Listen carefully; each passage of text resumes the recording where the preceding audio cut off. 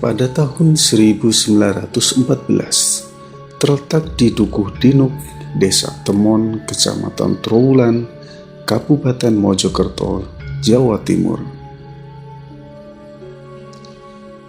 Tanaman di persawahan milik para penduduk saat itu sedang diserang hama tikus yang makin merajalela. Tanaman para penduduk banyak yang rusak, dan ini dikhawatirkan akan berdampak terhadap hasil panen yang akan datang. Menyikapi akan hama tikus yang makin merajalela tersebut, Bupati Mojokerto yang saat itu dipegang oleh Raden Kromojoyo Adinegoro menyerukan perang dengan hama tikus tersebut. Maka dilakukanlah penyerangan dan pembasmian serentak terhadap hama tikus di kawasan lahan persawahan. Tetapi sungguh aneh, saat dilakukan pembasmian dan pengejaran, tikus-tikus yang berhamburan ketakutan lari tunggang langgang tersebut selalu tiba-tiba hilang tanpa jejak saat berlari memasuki lokasi pemakaman kuno. Tikus-tikus tersebut selalu hilang saat lari melintasi sebuah tanah gundukan dalam pemakaman tersebut. Para warga akhirnya menyisir lokasi pemakaman kuno, terutama pada gundukan tanah tersebut. Saat melakukan penyisiran pada gundukan tanah tersebut, tiba-tiba warga menemukan sebuah lubang dan warga menjadi curiga. Kemungkinan inilah lubang sarang kawanan tikus tersebut. Tidak menunggu lama, akhirnya warga serentak menggali lubang pada gundukan tanah di pemakaman kuno tersebut. Saat penggalian dilakukan, warga dikejutkan. Warga menemukan tumpukan batu-batu bata dalam gundukan tersebut. Makin digali, makin dalam, makin jelas bahwa tumpukan tersebut adalah berbentuk sebuah miniatur candi. Selain penemuan sarang dari kawanan tikus, di dalam gundukan tersebut juga ditemukan miniatur candi.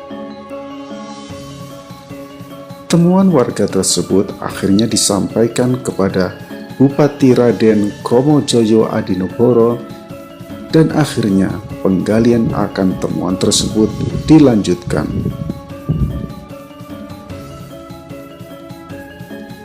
Dalam penggalian tersebut akhirnya terungkap bahwa gundukan tanah dalam kawasan pemakaman tersebut di dalamnya adalah berisi sebuah bangunan kuno yang berbentuk seperti sebuah petirtaan kuno. Pemugaran secara menyeluruh akhirnya dilakukan pada tahun 1984 sampai dengan 1985, dan situs tersebut diberi nama Candi Tikus.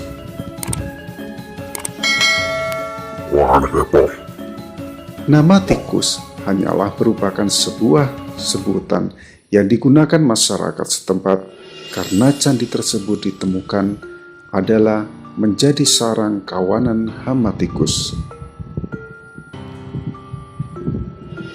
Belum didapatkan sumber informasi tertulis yang menerangkan secara jelas tentang kapan, untuk apa, dan oleh siapa candi tikus ini dibangun.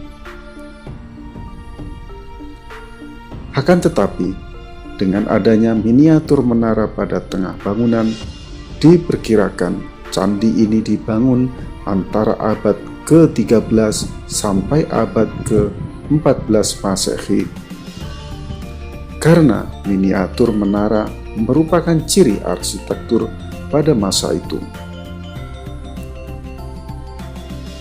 Bentuk candi tikus yang mirip sebuah petirtaan mengundang perdebatan di kalangan pakar sejarah dan arkeologi mengenai fungsinya.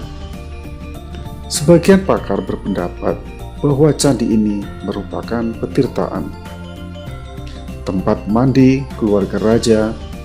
Namun, sebagian pakar ada yang berpendapat bahwa bangunan tersebut adalah merupakan tempat penampungan dan penyaluran air untuk keperluan penduduk Trowulan saat itu. Namun, menaranya yang berbentuk Meru menimbulkan dugaan bahwa bangunan candi tersebut juga berfungsi sebagai tempat pemujaan. Bangunan Candi Tikus menyerupai sebuah petirtaan atau pemandian, yaitu sebuah kolam dengan beberapa bangunan di dalamnya. Hampir seluruh bangunan berbentuk persegi empat dengan ukuran 29 meter kali 28 meter dan terbuat dari batu bata merah. Yang menarik adalah letaknya yang lebih rendah sekitar 3,5 meter dari permukaan tanah sekitarnya. Di permukaan paling atas terdapat selaras selebar sekitar 75 cm yang mengelilingi bangunan. Di sisi dalam, turun sekitar 1 meter, terdapat selasar yang lebih lebar mengelilingi tepi kolam. Pintu masuk ke candi terdapat di sisi utara, berupa tangga selebar 3,5 meter menuju ke dasar kolam. Di kiri dan kanan kaki tangga terdapat kolam berbentuk persegi empat yang berukuran 3,5 meter kali 2 meter dengan kedalaman 1,5 meter. Pada dinding luar masing-masing kolam berjajar 3 buah pancuran berbentuk padma atau teratai yang terbuat dari batu andesit. Tepat menghadap ke anak tangga, agak masuk ke kiri selatan, terdapat sebuah bangunan persegi empat dengan ukuran 7 meter kali 7 meter. Di bangunan ini terdapat sebuah menara setinggi sekitar 2 meter dengan atap berbentuk Meru dengan puncak datar. Menara yang terletak di tengah bangunan ini dikelilingi oleh 8 menara sejenis yang berukuran lebih kecil.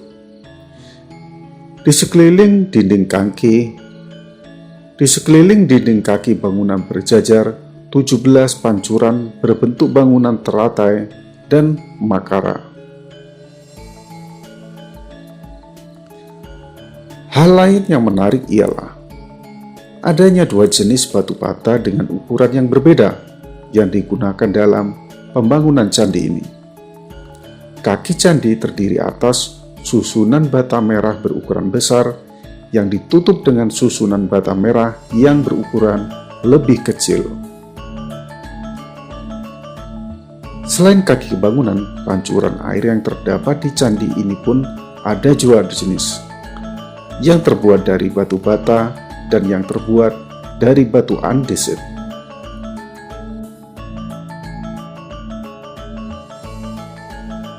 Candi Tikus ini dimungkinkan dibangun pada masa keemasan Majapahit, yaitu pada masa pemerintahan Prabu Hayam Wuruk.